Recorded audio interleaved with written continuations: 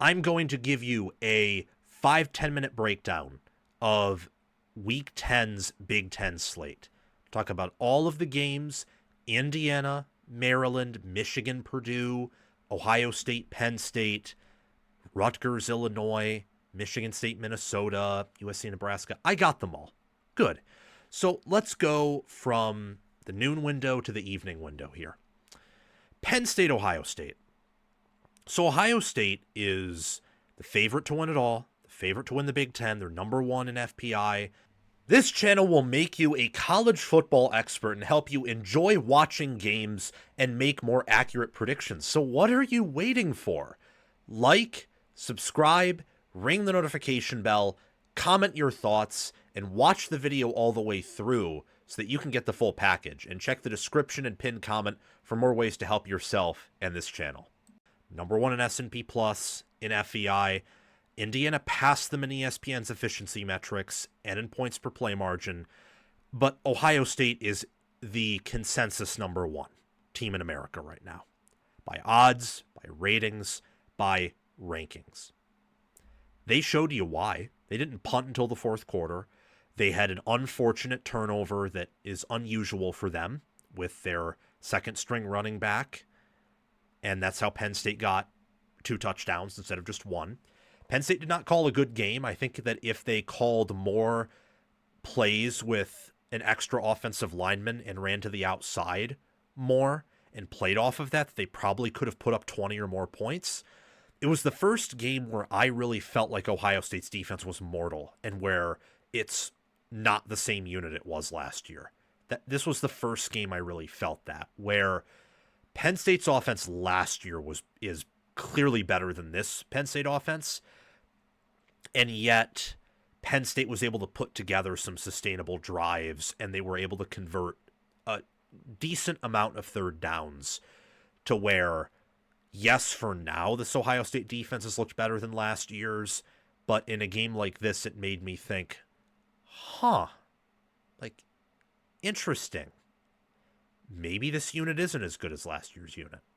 It's still an elite unit relative to this year.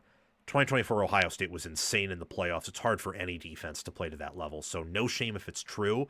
But it is also just one game, and also a game where, while Ohio State's defense disappointed me a tad bit, the offense really impressed me. The rushing attack, no, but when you throw more touchdowns than incompletions, nothing to complain about. Sayin he's better than Howard. He's better than Kyle McCord. And there's a chance that he can match what C.J. Stroud did based on the talent there. And those receivers in Carnell Tate and Jeremiah Smith, I had Smith preseason number 1 wide receiver. I think that's a given, but some did not for whatever reason. And Carnell Tate is playing like the second best wide receiver in America. So incredible stuff from them. Rutgers, Illinois, a game played for pride. Illinois showed out. Rutgers is clearly limited and broken as a team. Probably earned their last win of the year against Purdue, though maybe against either Maryland or maybe against Penn State. They can win both those and go bowling. I don't know. But Illinois earned bowl eligibility, and if they earn back-to-back double-digit win seasons, Bielema will have had one of the more impressive coaching performances the past 2 seasons. Speaking of impressive coaching performances since 2024, I give you Indiana beating Maryland 55-10. Indiana moves on to 9-0. They've already passed their preseason win total of 8.5. They are ahead of Ohio State in efficiency and points per play margin. They're the only team that is battling with Ohio State in terms of beating them in some way in metrics. Every other team is behind Ohio State in all the advanced analytics. And they had a 5-1 turnover advantage. They were able to get pressure on Malik Washington. Maryland couldn't run the football. Teams can't run the football in Indiana. That is their bread and butter.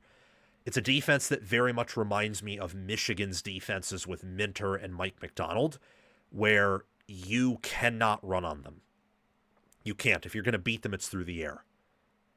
Reminds me of Ohio State's defense towards the end of last year. Can't run on them. If you're going to beat them, you have to do it against their corners. And by corners, I mean not D'Angelo Pons. Not him. and you have to get some fluky plays. Like, this is a defense that is among the nation's best right now. I would not say it's better than Ohio State's at this current moment. Would not say that, but it's getting to be in that conversation. Let's just put it that way. Fernando Mendoza did not have a perfect day through the air, but after that first turnover, he did well. He did well on the ground. His brother did well on the ground running. Indiana put up nearly 400 rushing yards. This is a team that can win in a variety of ways, and they were injured in that game and still ran that way. Like, this team is so much deeper than last year's team. It's very much as if Cignetti is copying what Saban did. I mean, he's not Saban. No one will be. And Indiana will not have the success that Saban did at Alabama. Just won't happen. That was an anomaly. Saban's the greatest of all time. Cignetti is not, barring something insane happening. But you know how Alabama went from 2007 to 2008 and their roster totally transformed? That's what this is. At least that's how I see it. The record change isn't as drastic, but how this team plays and who they are, I believe, is that drastic.